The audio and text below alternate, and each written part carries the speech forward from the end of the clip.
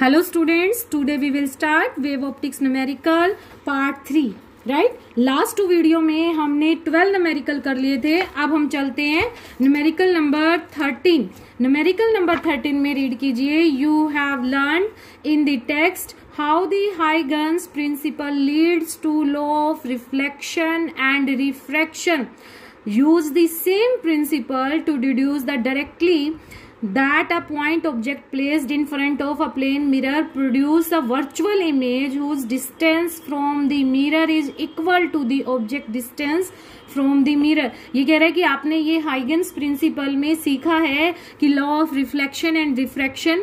कह रहा है कि सेम प्रिंसिपल आप डिड्यूस कीजिए. किस तरह से कि एक पॉइंट ऑब्जेक्ट लीजिए प्लेन मिरर के आगे, ठीक है, और वर्चुअल इमेज हमें मिलती है. ये हमें सबको पता है कि प्लेन मिरर से हमें वर्चुअल इमेज मिलती है whose distance from the mirror is equal to the object distance from the mirror. ठीक है, तो करते हैं इसको न्यूमेरिकल नंबर 13. ओके, तो पहले इसको समझ लीजिए. सपोज कीजिए हमारे पास यहाँ पर एक ऑब्जेक्ट है. ऑब्जेक्ट कैसा है आपके पास? Point source. ओके, ऑब्जेक्ट कैसा है? Point source. ये मैंने थोड़ा रफली सा पेंसिल से बना लिया था ताकि बनाते हुए ज्यादा प्रॉब्लम ना हो. तो ये हमारे पास क्या है? ऑब्जेक्ट. और इस ऑब्जेक्ट को हमने नेम दे दिया ए. राइट, तो ए इज अ पॉइंट सोर्स.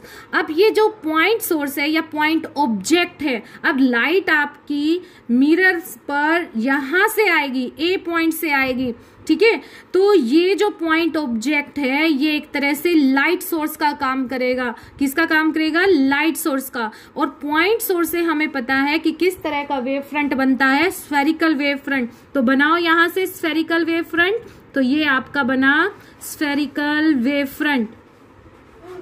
ठीक है, ये फर्स्ट आपका वेव फ्रंट बना. अब सेकंड वेव फ्रंट हमें पता है यहां पर सेकेंडरी वेवलेट बनेंगे. Every point originate the new disturbance या न्यू सोर्स ऑफ लाइट. ठीक है, और सेकेंडरी वेवलेट आपकी बनेंगी. फिर उनका कॉमन टेंजेंट लेके आपके पास न्यू वेव फ्रंट बनता है. ये हम सबको पता है, काफी बार हम लोग ये सब चीजें कर चुके हैं. ठीक है, अकॉर्डिंग टू हाइगन्स थ्योरी. ये सेकेंड बना, ये थर्ड बना. ठीक है, उसके बाद ये नेक्स्ट वेव फ्रंट, ये आपका नेक्स्ट वेव फ्रंट. ठीक है, अब आपके पास जो यहां पर है वो मिरर है. क्या है आपके पास? मिरर. ये हमने ले लिया मिरर. अब इसमें 2 केस आपको लेने हैं कि अगर ये मिरर है और अगर ये मिरर नहीं है. ठीक है, तो अगर ये मिरर नहीं होता तो ये वेव फ्रंट जो है आपका आगे फर्दर चलता जाता. हमने कंसीडर किया कि यहां से लेके यहां तक जो इस वेव फ्रंट की यहां पॉइंट दे दो. ये पॉइंट आपका क्या है? O point. ठीक है, ए पॉइंट से ओ पॉइंट तक जो वेव फ्रंट ने, इस वेव फ्रंट ने डिस्टेंस ट्रेवल की वो है आपके पास एक्स. तो यहाँ ए पॉइंट से इस वाले वेव फ्रंट के लिए डिस्टेंस हुई आपकी y कंसीडर कर लेते हैं. y, क्योंकि मैंने अंदर जो थ्योरी लिखी है फिर उसमें y कंसीडर किया हुआ है. ठीक है, तो ये y हो गया हमारे पास. और टाइम t. ठीक है, अब ये वेव फ्रंट, अगर ये प्लेन मिरर नहीं होता, अगर ये प्लेन मिरर नहीं लगा होता यहाँ पर, तो वेव फ्रंट आगे से आगे और बनते जाते. ठीक है, आगे से आगे और बनते जाते. कैसे बनेंगे? जैसे ये बना.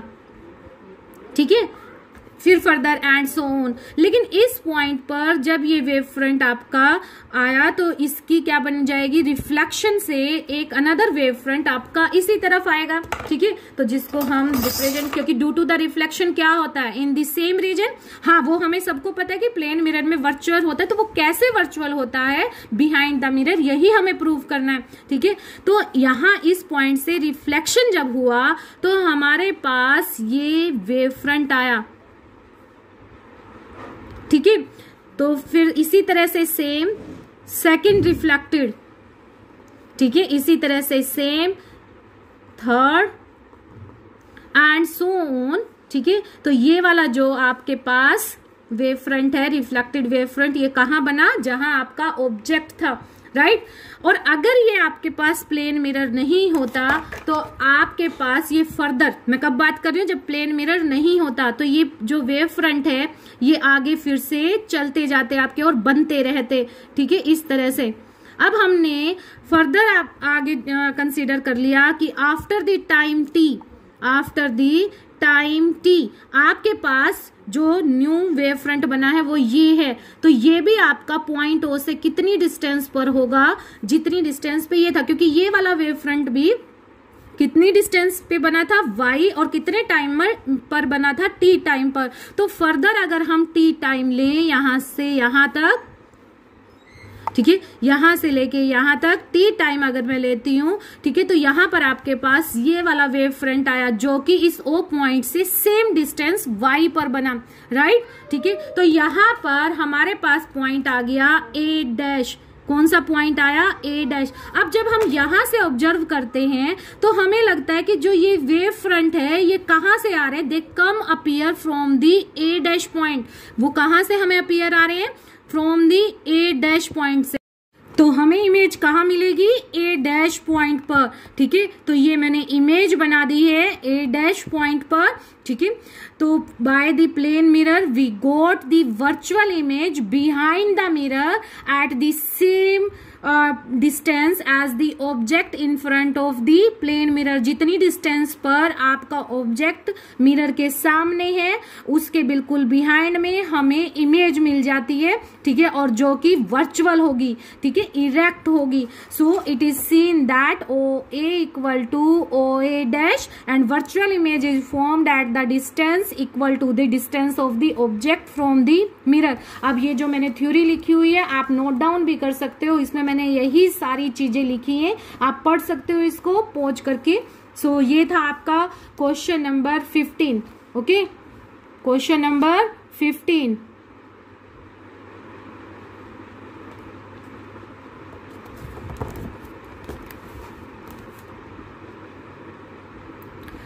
अब हम चलते हैं क्वेश्चन नंबर 7 पर। Question number 7, right. तो क्वेश्चन नंबर 7 है आपका,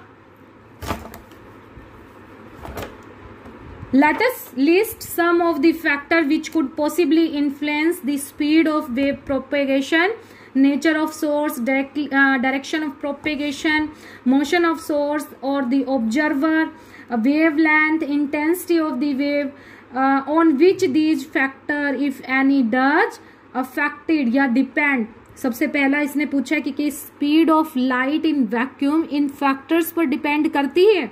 दूसरा उसने पूछा है कि जो स्पीड ऑफ लाइट मीडियम में है क्या वो इन फैक्टर्स पे डिपेंड करती है, या करती है तो किस किस फैक्टर पे डिपेंड करती है और किस किस पर वो इंडिपेंडेंट है। तो ये सब कुछ हमें इसमें बताना है, राइट। तो सबसे पहले देखो इसने बोला speed of light in vacuum. Speed of light हम सबको पता है कि वो कांस्टेंट होती है, speed of light in vacuum और एयर इज कांस्टेंट। तो इसका मतलब वो किसी भी फैक्टर पर डिपेंड नहीं करेगी, जो भी इन्होंने दिया हुआ है, ठीक है, it is independent in all the factor, ठीक है। अब दूसरा आ जाओ, speed of the light in medium, speed of light in medium, ठीक है। तो स्पीड ऑफ लाइट हम मीडियम में लेके चल रहे हैं तो वेवलेंथ जो है आपकी डेल्टा, फर्स्ट वाला केस मैं लिख देती हूं यहां पर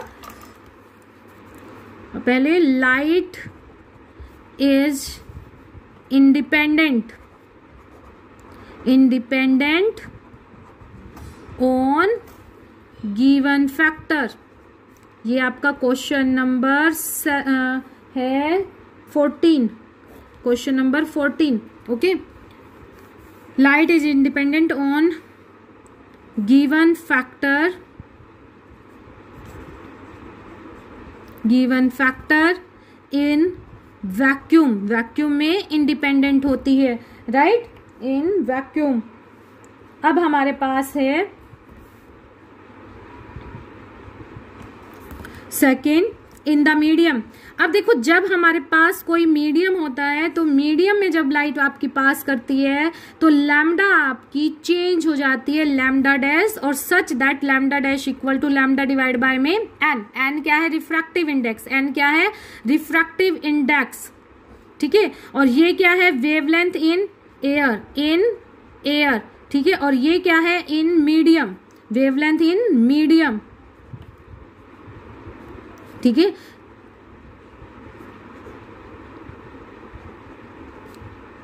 तो इसका मतलब क्या हुआ कि वेवलेंथ पे तो डिपेंड करता ही करता है, ठीक है।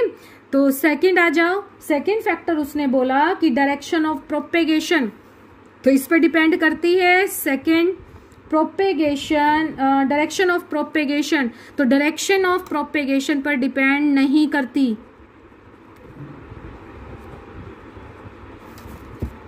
डायरेक्शन ऑफ प्रोपेगेशन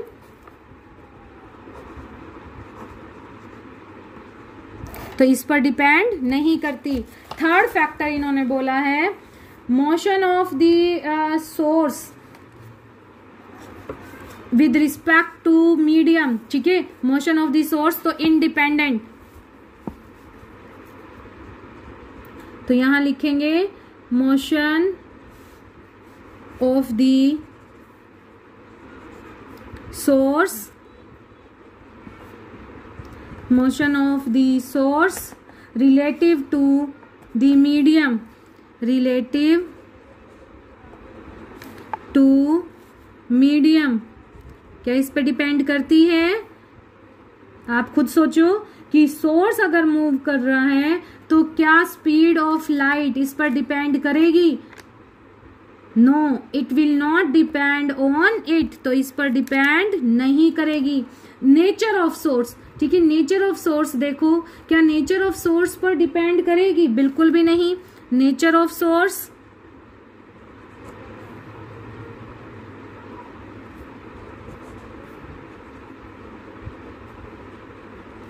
तो इस पर भी डिपेंड नहीं करेगी।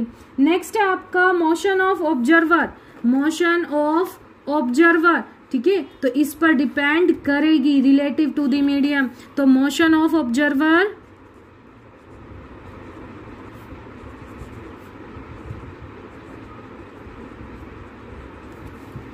रिलेटिव टू मीडियम तो डिपेंड नहीं, सॉरी डिपेंड करेगी, ठीक है। लास्ट है आपका intensity, intensity of the wave, intensity of the wave तो इस पर डिपेंड नहीं करेगी। इंटेंसिटी और वेलोसिटी में कोई आपस में रिलेशन नहीं है, तो it will independent on the intensity of wave. Okay, तो ये आपके सारे के सारे फैक्टर इसमें कवर हो गए हैं, आप नोट डाउन कर लेना, ठीक है। तो ये था आपका क्वेश्चन नंबर 14। तो इस वीडियो में आज के लिए इतना ही। If you like it then please subscribe it and share it. Thank you.